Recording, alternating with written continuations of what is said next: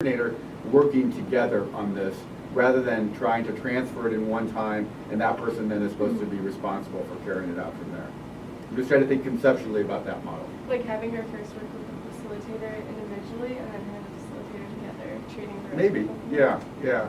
But at least that would be one model. That would feel like again, imagine yourselves being told, I'm going to come and tell you how to teach this class once, and then you've got the whole class and you're in charge. You know, feels like a lot. And then you're going to do 3 classes and I'm not going to be there. And you know, it just feels like a lot of, I'm just imagining somebody in that role that feels really stressful rather than more of, you know, we're going to be in, you know a lot about the local community, you bring a lot to the table that I'm not going to be able to do alone.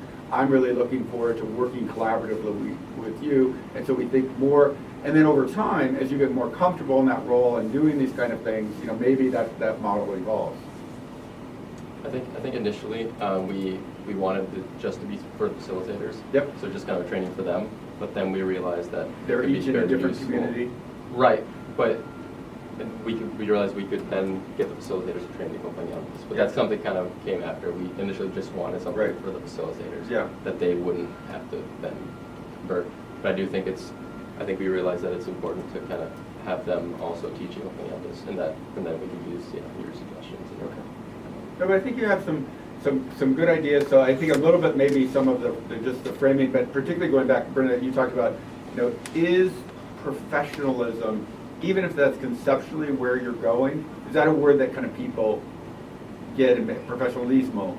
Is that something they'll say, oh yeah, that's what I want? And I think we've talked even just a little bit, the word leadership a little bit gets used a lot in political domains and military domains and has a really certain connotation that people often don't associate themselves with. And so I think if you're going to use those words, you've really got to help somebody say, that's something positive and that's something that actually who I am or who I'd want to be, rather than just like, oh, that's what a politician does.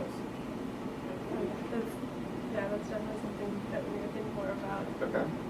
Yeah, I'm not trying to throw lots of things out there, but I do think that this kind of framing ends up being really important. And some of it you can work.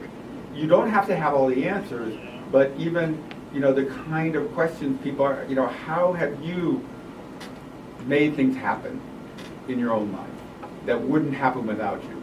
Okay, we're going to talk about that as, you know, as leadership.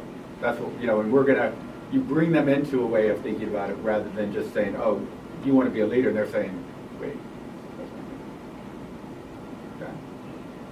So, yeah, so I think you're well on your way. You're clearly meeting a concrete interest, you know, that one level down your client has, and then go back to my original thing of making sure, because you will need to, you know, one of the persons you're presenting to is to David as well as to Becky, if that's how we're thinking about it. And so just framing the broader proposition, I think is really important.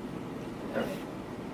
Good. You guys have any, that makes sense? So Yeah. in terms of, Yep. to wrap my head around it, so in terms of looking at the broader perspective, Yeah. so would you want to, should we be thinking about scaling it? No, I think more than anything, just if at the outset, the very first thing you said is our client is Becky and Matt. Okay. And I would want to say, let's go back to our original, you know, client and problem. It's looking at how Partners in Health thinks about training people around accompaniment. And when we started out, we thought very broadly across the organization, and as we moved into it, we actually really focused very concretely on one particular place within the organization. We hope that this will have implications potentially throughout the organization. Let us walk through concretely what we're proposing to do in Chiapas, Mexico with the Partners in Health Compañeros y Suplentes. Okay. All right? Great. Okay, guys. Thank you very much.